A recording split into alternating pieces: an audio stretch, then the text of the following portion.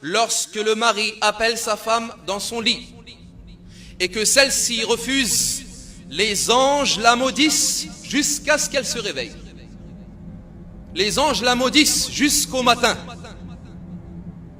Et combien d'hommes se plaignent aux gens de science et aux imams de ce problème que les femmes refusent lorsque les maris les appellent. Nous ne disons pas que ceci est de la soumission, mais Allah Jalla wa Ala a mis cela comme ordre afin que tout se passe bien dans le couple. C'est lorsqu'elle sera respectueuse que tu seras honoré, qu'elle ne lui coupe pas la parole lorsqu'il parle et qu'elle n'élève pas sa voix sur lui et qu'elle l'écoute lorsqu'il s'adresse à lui et qu'elle lui obéit lorsqu'il lui ordonne des choses et qu'elle le préserve en son absence et qu'elle se lève et qu'elle se précipite vers lui lorsqu'il arrive et qu'il rentre à la maison. Et le droit de ton époux sur toi passe avant le droit de tes parents sur toi.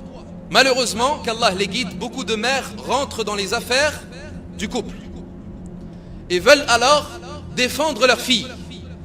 Nous disons, la mère vertueuse et intelligente ne défend presque en aucun cas sa fille, même si sa fille a raison. Pourquoi? Afin de lui enseigner la patience et le fait de ne pas se mettre en colère sur son mari, même si elle a raison et même si le mari a tort. La mère ne doit pas la défendre, mais elle doit lui dire de revenir vers son mari et de s'excuser et de se corriger. Et si la femme refuse, elle n'a pas refusé à l'homme en réalité, ni aux parents de l'homme, mais elle a refusé à Allah, car elle est soumise à l'ordre d'Allah. Et c'est Allah qui a informé cela.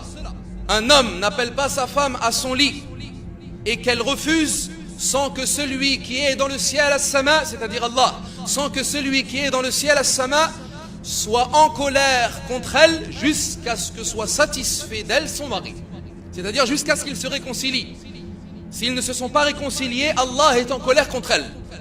Sache, ya amat Allah, que la satisfaction d'Allah est dans la satisfaction de ton mari et que la colère d'Allah est dans la colère de ton mari. La femme et l'épouse n'aura accompli le devoir qu'elle a envers son Seigneur que lorsqu'elle aura accompli le devoir qu'elle a envers son mari.